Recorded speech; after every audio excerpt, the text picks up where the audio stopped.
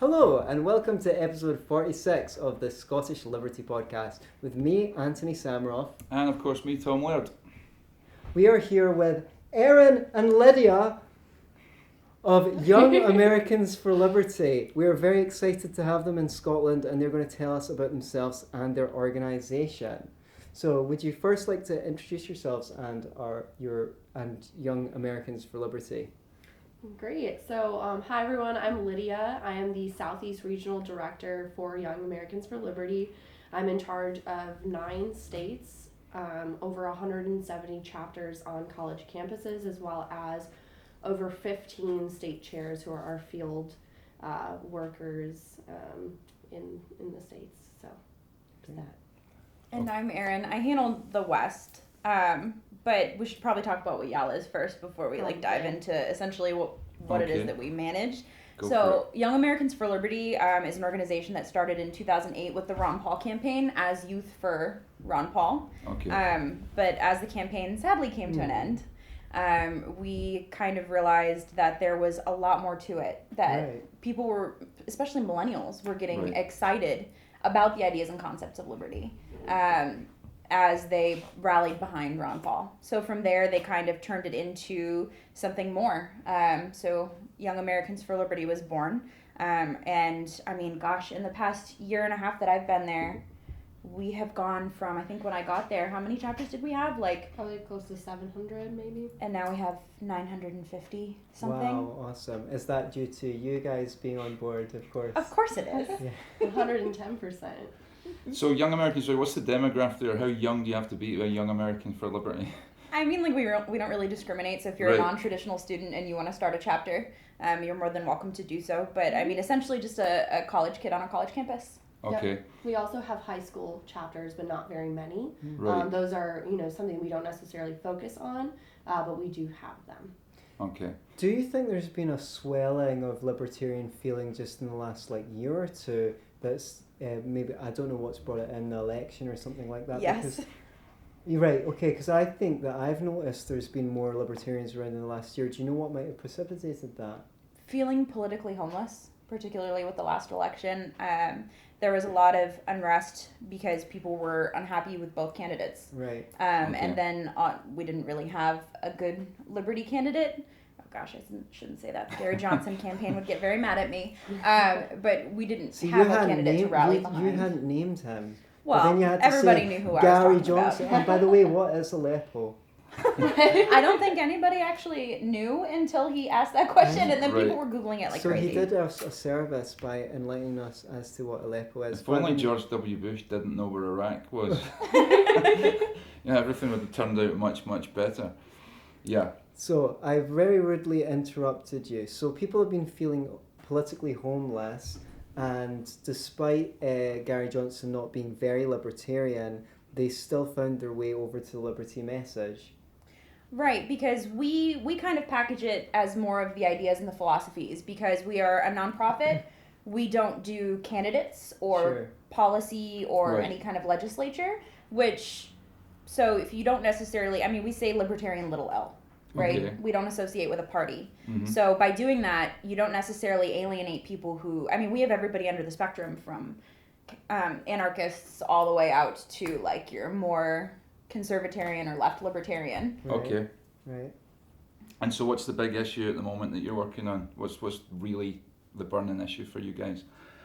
Tax day. So we did. That's what we did this semester. We had our activism event called Axe the Tax, which was really fun. Sounds Taxation is theft, essentially. Yeah. As people were filing their taxes and realizing, oh crap, they're taking a lot of my money, and being vastly unhappy with that or what they're not getting back. But who would build the roads? Exactly. My roads. Yeah.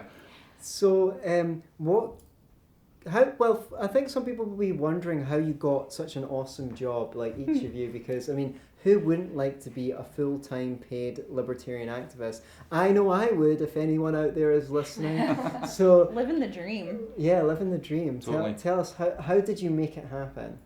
Yeah, so starting with me, and this is actually another reason, I guess, I feel like why more people are getting into the folds of liberty. When I went to college, I didn't know what I was. Okay. And so it wasn't until I actually joined my YAL chapter on my campus that I started becoming more in tune with the issues and saying, wow, I really am a libertarian. Okay. And so for me, I just started by joining my chapter. I got more involved. I planned events for them. I planned over 12 different events throughout the year, went to a lot of conferences in the United States, and then I became a state chair where I managed over 21 chapters in the state of Wisconsin. Right, wow. And I ended up organizing our first leadership summit, which was really great. So we had a bunch of individuals come to that. Individualists. Yes.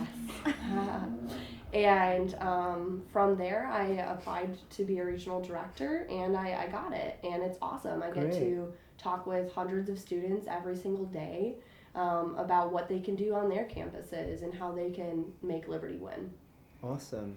But that's why YAL is such an important vessel, because we're one of the only organizations that is doing that. Reaching out to college students, I mean, who are either politically homeless or even just open to the ideas and slowly educating them on them. Okay.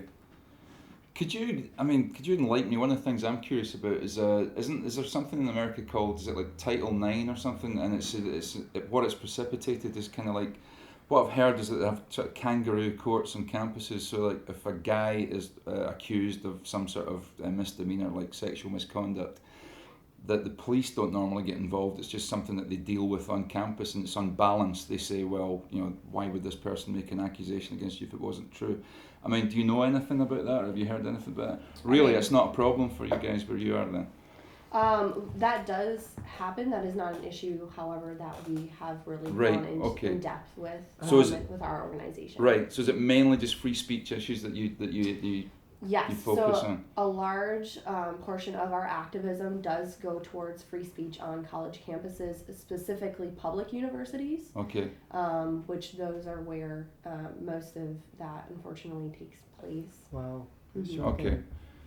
And so how's your organisation funded? Is it completely funded by voluntary donations and stuff like that? Yes. So essentially it's we collect donations from people who either are libertarians themselves or have previously backed a liberty candidate like Rand Paul, any of the congressmen that we are lucky enough to have in office that are actually very libertarian leaning. We get them everywhere. And so without these people, we wouldn't be able to exist. We provide resources to college students to do their free speech activism. Yeah. So one of the big things we do is to get people talking, we provide them with a giant blow-up beach ball. Okay. Which seems ridiculous, right? Like, why would you do that? Right. I'm sure you're going to tell us. It's eye-catching, right? So you see somebody rolling around a 9-foot round beach ball. Okay. You're going to go over and see what they're doing, right? So the idea is you get kids to write whatever they want on it. Sure. Doesn't matter what it is. Draw me a profane cartoon, do whatever you want to do, put whatever is on your mind. And the idea being that it's going to offend somebody, right? Because kids on college campuses, you could say anything to them and they're offended. Yeah. We have this toxic PC culture that's arising. And so from there, the idea is they're doing it outside the free speech zone because the universities will box them into these tiny little broom closet size spaces where they can speak their mind. Sometimes it's only certain hours of the day, or it's only in this space. And so the idea is we do it outside the space. We let the administration know we're doing it outside the space, and from there, hopefully, we get shut down. Is the idea? Right. Okay. Is that not entrapment? We let them know that we're doing an event, a free speech event outside the free speech zone. Sure.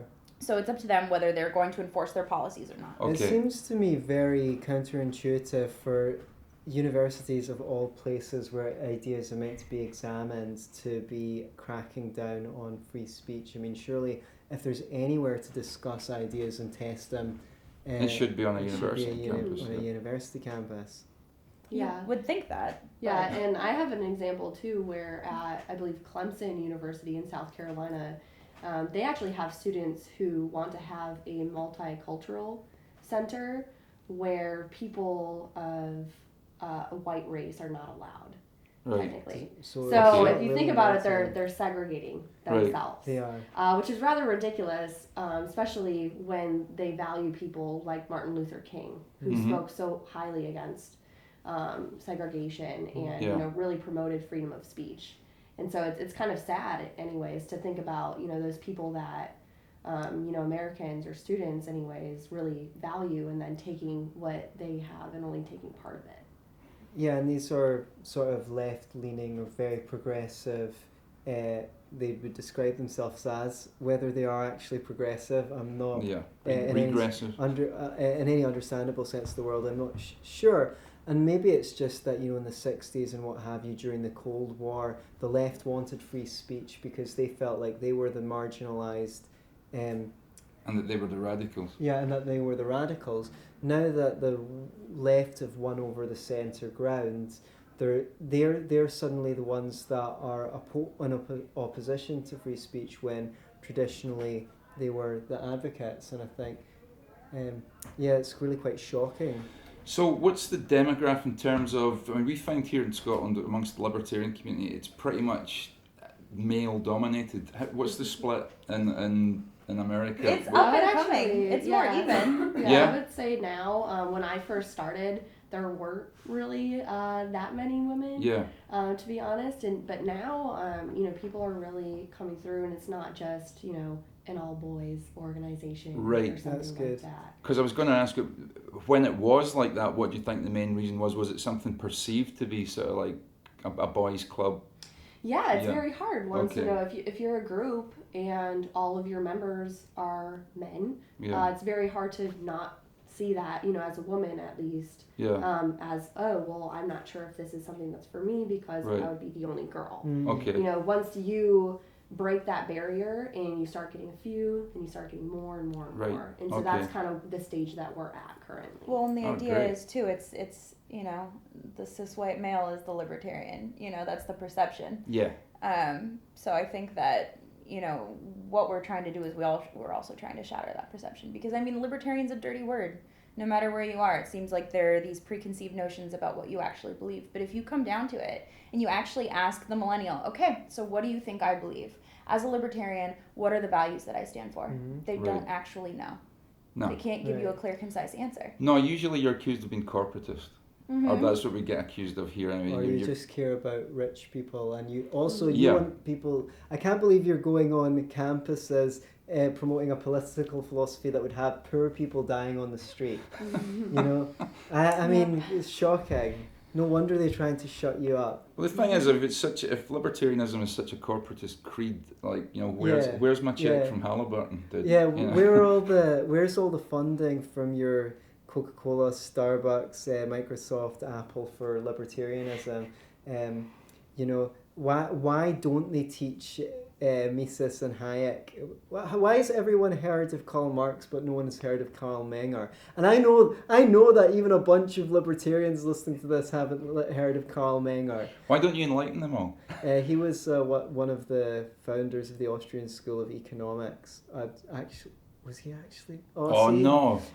One of the lineage. I can't even remember who came first, von Barwick or Karl Menger. Can you believe how humiliating I'm sure we're going to get informed. How humiliating. I can't remember who came first.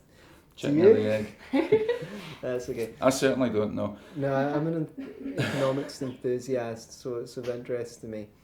I'm sure we'll be enlightened. Sorry, we digress. So let me put you on the spot a little bit. So, voting in the last election, did any of you guys vote for Trump? I didn't vote at all. You didn't vote at all? Yeah, neither did I. I think that a lot of millennials went that way this election cycle, and maybe that's why we ended up with things the way that we did. But I didn't have a candidate that I could really get behind. Okay. Did you not think that it was, obviously you did, but maybe you'll tell me why, it was worth voting Gary Johnson just to say that there is a desire for libertarian representation, and also so he could maybe have got his 5% and keep the he money. didn't even, my vote, he didn't even get near 5%. But I didn't consider Gary Johnson a viable candidate really either. Right. Neither did I, but I might have just. Were you able to vote for good old Uncle Ron at any point? Ron Paul? No, actually. Okay. Funny story. I got started in Liberty because, so originally I was doing students for Rand Paul. Right. Okay. But I mean, like, I had somebody introduce me to the ideas. I started going to these things called Liberty Pubs, right? Okay. So I did work for Rand Paul for a while, and then, but I realized later, much later, that the curly-haired short man that came to my door in New Hampshire campaigning for Ron Paul in 2008 was Rand, and I had in fact slammed the door in his face at the time. So that kind of came full circle. Wow, that's amazing. Did he get to slam the door in your face at one point? No, he but he I opened did. Some doors for I you. did in turn make up for it by working to get him a victory in Kentucky in his senator seat again. But yeah, no, that was a little bit embarrassing to realize that a little bit later down the road. So why did you slam the door in his face? Oh, I was a huge liberal. Huge. Really? I'm a recovering liberal. Okay. What was sister?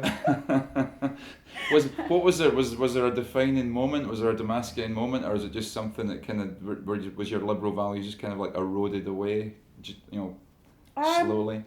I think I was liberal more because I was not educated on the ideas, and I don't mean to say that liberals aren't educated people, because I'm sure that there are people who are very well versed in what they believe, but I grew up in New Hampshire, which, being first in the primaries, we are a very important political state.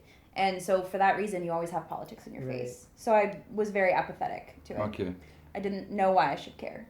What was your family background in terms of politics, parents-wise? Okay. My mom is going to kill me.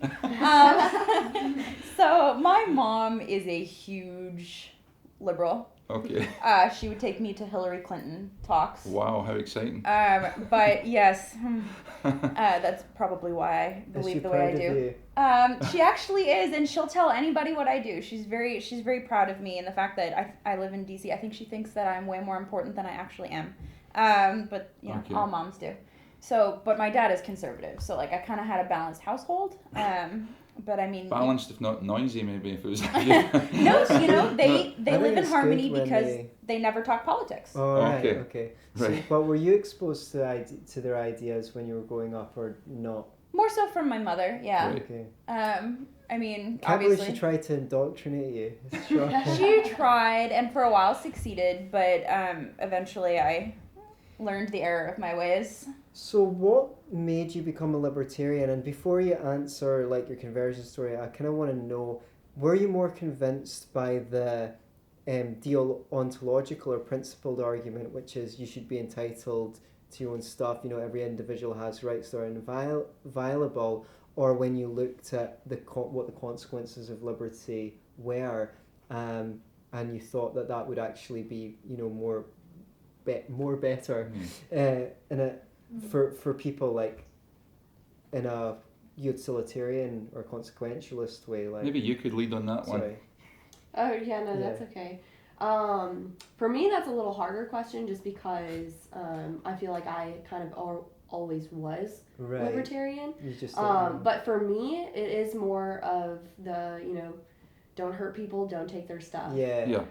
As long as you don't do that, you should be able to do what you want. Okay. Yes. Fair enough.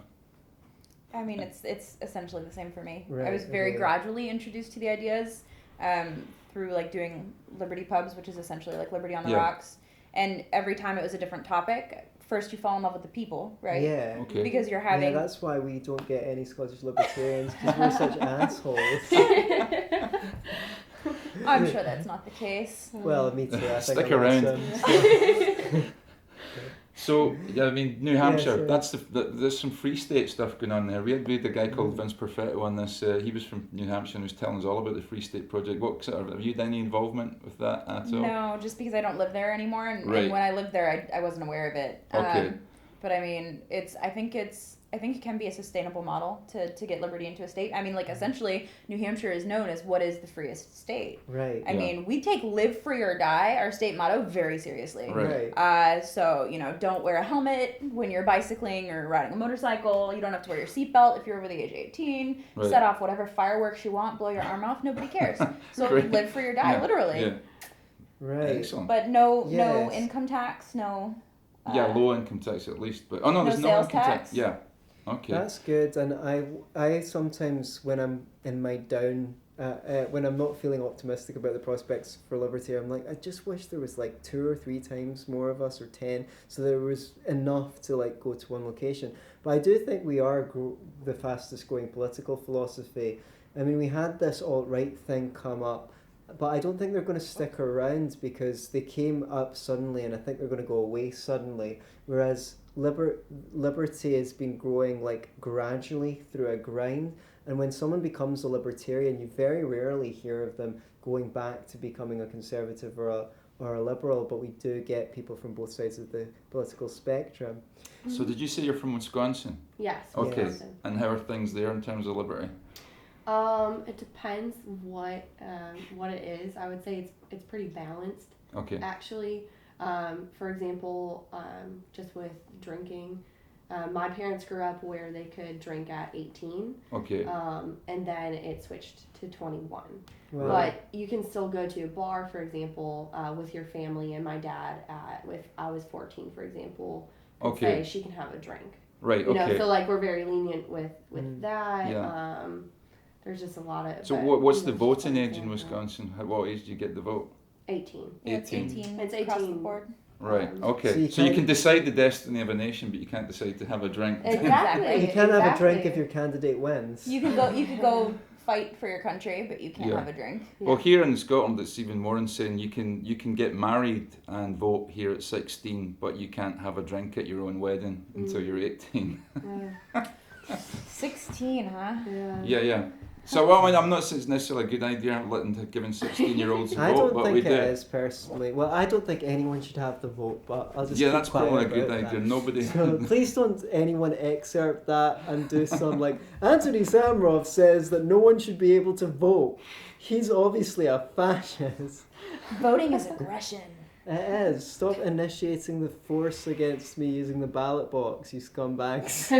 Okay. Sorry. Anyway.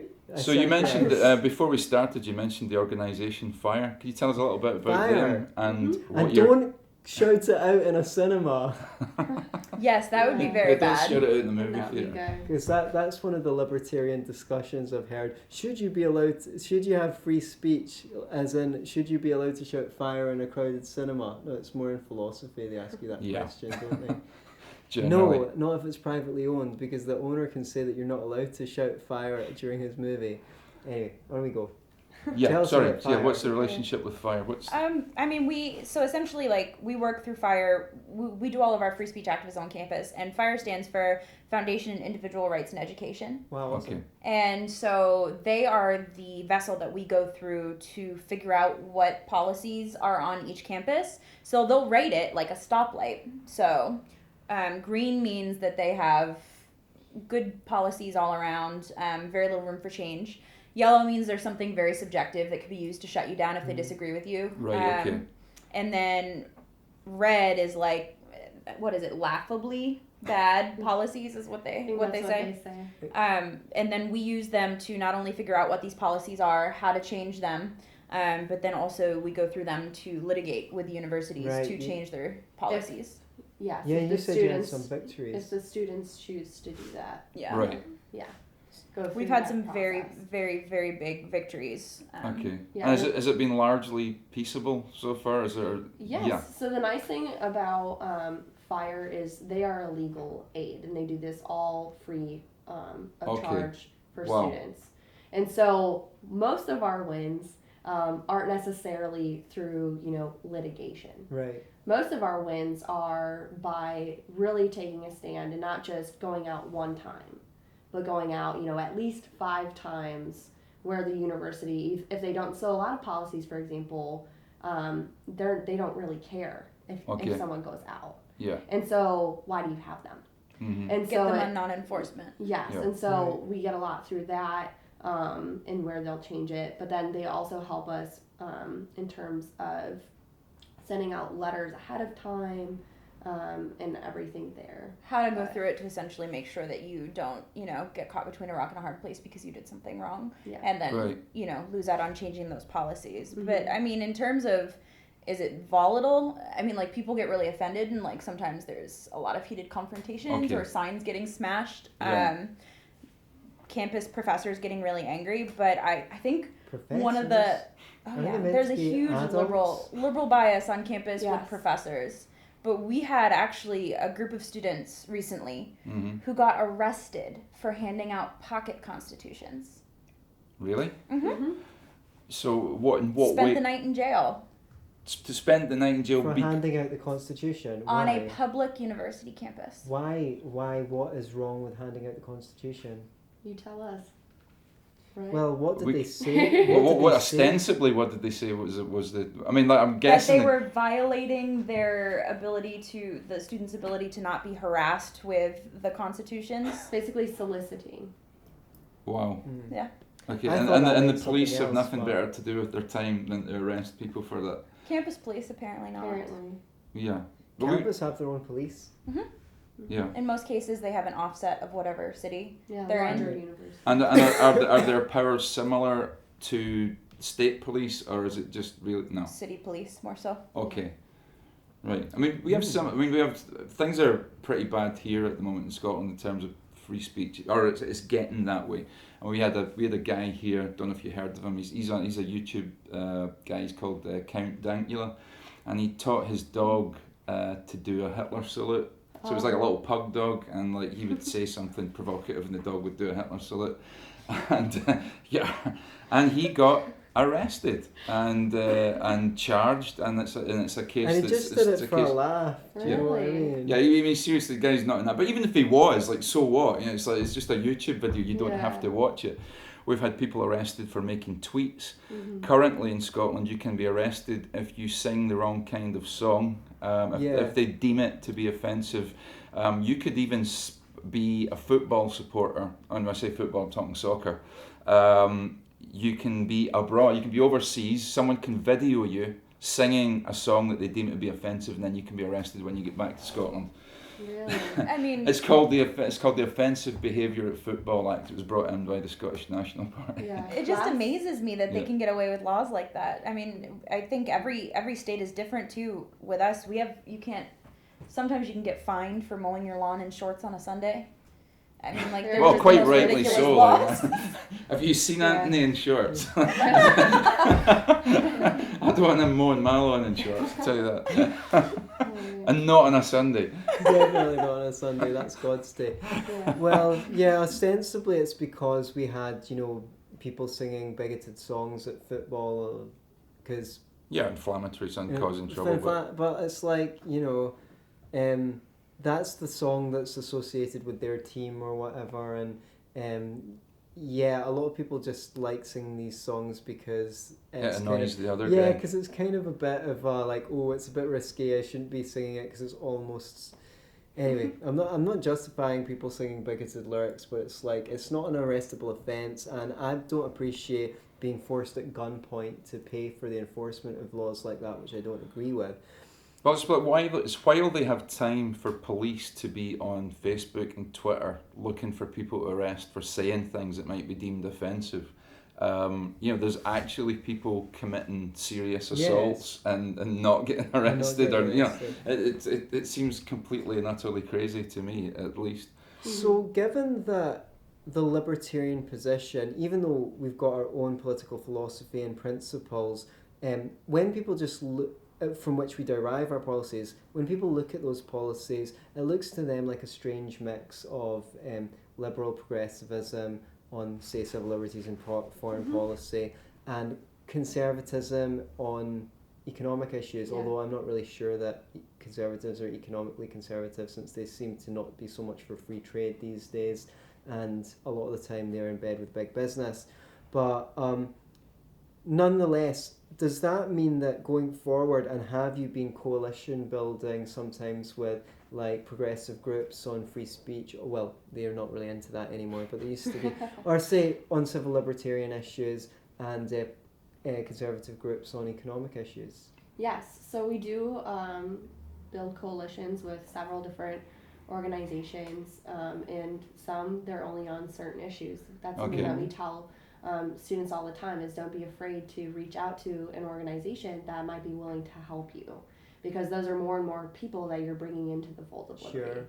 Okay. And so you might have a conservative group that, wants to do an event on, visualizing the national debt because they're more, fiscally conservative. Right. Right. And then you might have someone go out and, you might work with college Democrats, for example, Sure. on doing a drug war event. Yes. The drug war. Yeah. Okay. So there, we do build those coalitions, and that's Brilliant. something that, we do work really hard on, because Great. you never know Yeah. who you're going to find. Yeah. Yes. Sure.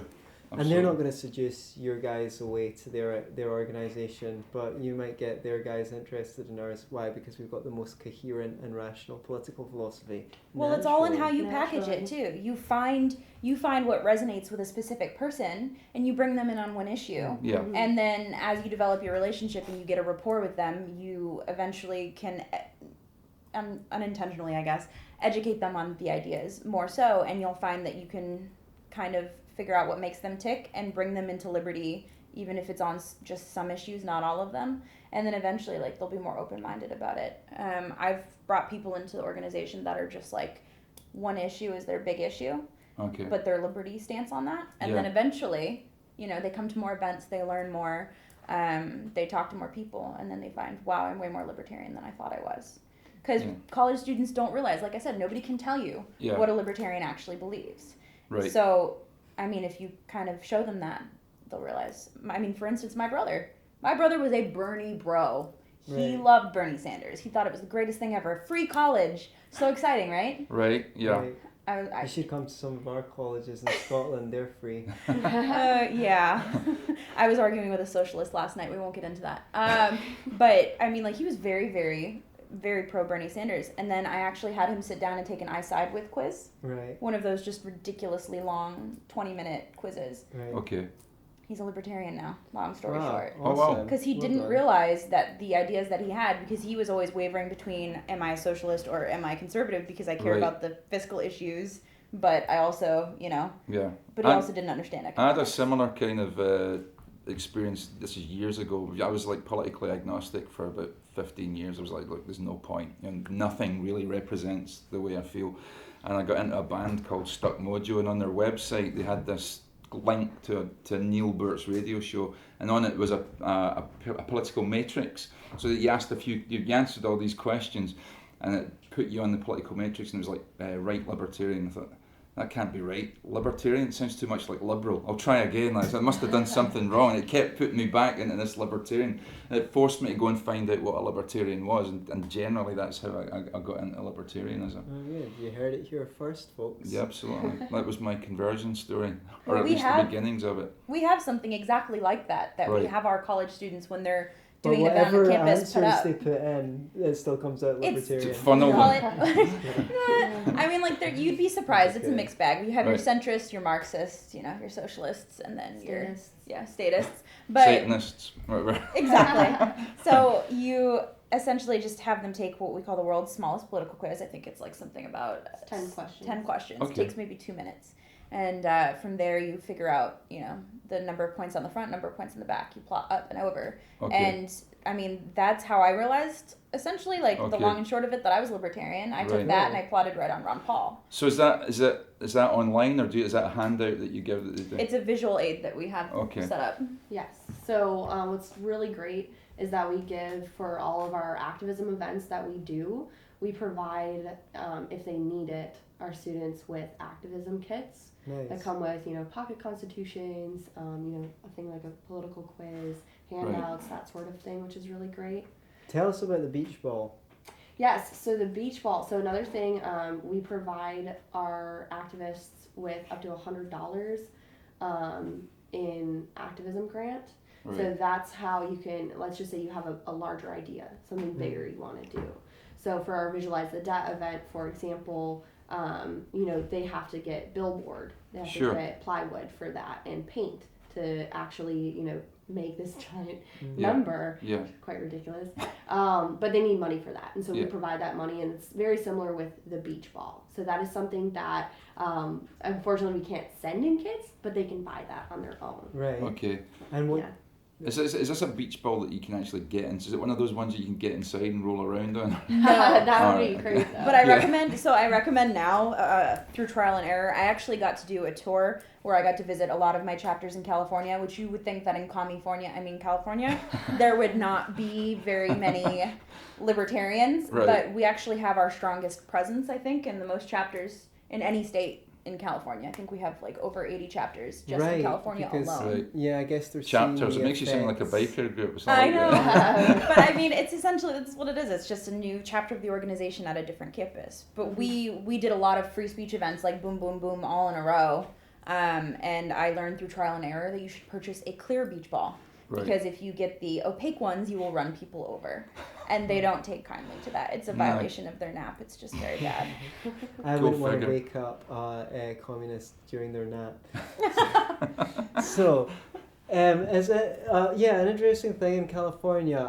Sometimes I wonder if they do pass this $15 minimum wage there, if long term it might be a good thing, because the whole eyes of the world will be on California to see how it works out, and when it destroys their long term job growth, maybe there'll be studies coming out to prove it. But who knows? I mean, California's got such a big economy; they could probably cover it up. They could cover up the damage for a long time to make it look as if it's working better than it is. Right. What do you think are the best? Because these are things that, personally, I think one of the worst things for the poor is the minimum wage, and people obviously think it's in defense of the poor, but people will get very outraged with you here if you say that. What do you think are the most common objections to libertarianism that you're faced with, and how do you think the best way to deal with those objections are? No pressure or anything. Because the most people that you talk to are going to be liberal leaning. Yeah. The objections are more on the fiscal issues, I think. Right. But also, it's more so because they have these misconceptions of what a libertarian is. So, I mean, obviously there are a lot of issues that libertarians are split on, depending on where you fall on the spectrum. Yeah. I mean, just to name one, like abortion. Yeah. Sure. So, I mean, like, you get a lot of blowback on things like that, too. But I find that the best way to do it is you just find out, what makes them tick, and then you relate liberty back to them. That is the only way that you're going to get through to somebody is by, instead of arguing on something that you disagree with, talk about something that you do agree on. Because no matter where they are on the spectrum, you're going to find one place. Yeah, absolutely. Yep, you align and then redirect. Yeah. Right. And did you guys have any trainings in that, or people so who are much. Well, that sounds very useful. Like, I'd like to. I mean, I've been told that I'm quite good at communicating these ideas, but I'd love to go through something official such as you do. And are you able to extend those trainings to people on campus to make them more convincing? Yes. We do events just for that. So I think the reason why Young Americans for Liberty has been so successful and has grown exponentially for the past few years is because of our mission, to be honest. Our mission is to identify, educate, train, and mobilize youth activists committed to winning on principle. And so what that means is it's not just, finding someone on campus by tabling or, doing activism. You're actually getting out there. We like to say book clubs don't change the world, right? Getting out there and talking to people, that's what changes the world. Okay, but then we take all those people that we find and we have events. So this past semester, we just had 6 very successful spring summits across the United States. We trained over, I want to say 1,200. Oh my gosh, more than that. I think it was in the 2000s this year. So might have been. We had one event with over 500 people at it. And so that is where we have not just speakers, coming to talk about the issues, but we actually have training on how to message our ideas effectively to other people. Because people get discouraged. Yeah, it'd be a good idea. Well, I mean, think about it. How many times have you felt like you're the only person standing on your soapbox talking about these ideas? And you're essentially talking to walls. Well, no, but that's how essentially libertarians feel, because we're so isolated, or we feel like we are. Yeah. And so the idea is that when you bring somebody in, you introduce them to other people and you build give them a family. Yeah, you give them. So my region are literally my family. Like I have my state chair team, the people that work for me, they are the first people that I go to about anything. Okay. So, I mean, if you create that culture and you give them that family and you show them that they're not alone, but then you also provide them with support and an outlet to talk to these ideas with, they don't feel so discouraged arguing with, you know, a socialist or a communist, you know, if that's what they feel like their whole campus is. Because that's, I mean, it's just the majority, unfortunately. And so if you provide them with the tools and the resources and the trainings to be as effective as possible, then they're going to feel less discouraged. Yeah, and that's something that I can reflect on my own experience, because I'm trying really hard here to message around people on Facebook and things and direct them to our meetups, because I want to get people along so that they feel part of something and together. And we're trying to create a space where people can feel like these are cool guys, and they are. I mean, they are. So we're all a bit crazy, but, you know, we're a great bunch. And I was saying this to other members of our group, which is when people are leaving their political philosophy, or they're also kind of leaving their social context, their framework. Their friends have the same views as they have. Here in Scotland, broadly speaking, very left-wing, and they're going to be at odds with all their friends. So you need to bring them into a social environment where they're like, oh, there's really cool people who have these views, and I'm actually going to feel not isolated and stuff like that. I didn't know any libertarians in Scotland when I became a libertarian about between 8 and 10 years ago. No one had heard the word. And now it's just like awesome. I mean, sometimes we think we'd like more people at meetups, but then I keep on remembering that Walter Block said he once asked Murray Rothbard how many libertarians were in the world, and Murray Rothbard was like, I think about 24. We've had more than 24 at our annual general meeting, so that's a pretty good start. Do you know how to use Facebook to find other people? The open graph search? I don't do Facebook because I'm a complete Luddite, but these guys do generally. Yeah. Facebook, that's how we find people for the most part. Is Facebook has this open search engine where you can literally type things like people who live in Scotland and like liberty or libertarian or any kind of page that might be like a liberty type page. Yeah, keyword. Yeah, and from there you can connect with them. Yes, and we've kind of, I've been doing that to a degree, and it has worked. I mean, just messaging people on Facebook and asking them to come along. If they don't come along to the next one, they might come along to the one after that. So it is really important, if you're building community at home, you know, talk to people, send them a message, because they feel like, wow, someone actually reached out to me and was interested in me and encouraged me to meet other people. Sorry? No, go on. Before we get towards wrapping up, like, are there other things that you want to express that are really important to you and you'd like to spread the word about? Obviously, I'm going to ask you to tell people where they can find you and stuff like that. Yeah. So something I think that is just really important for our movement is that, you know, it does take people to stand up. You know, you can't make liberty win by sitting at home and arguing with people on Facebook. That's not how it works. Yeah. And people are very resistant to changing their opinion on Facebook because they can't see how, like by the way you talk, how informed you are and things like that. Even if they know a lot less about the issue than you do, they can't tell that through Facebook. You know, everyone's equal as far as they're concerned. Whereas when you speak to someone and you're friendly and you're knowledgeable in person, they go, oh wow, this guy seems to really know what they're talking about. Yes. Well, it's more likely. Anyway, please go on. No, that's okay.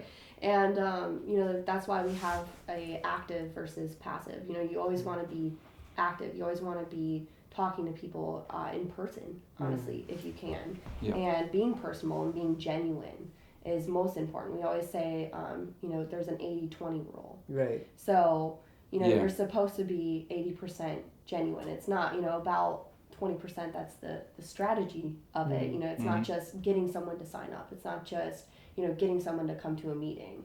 It's bringing them into the movement. And it's saying, you know, hey, do you want to come to this meeting? You know, I would really like to see you there. Or, hey, I haven't seen you at the meetings in a few weeks, you know. Where have you been? What's going on?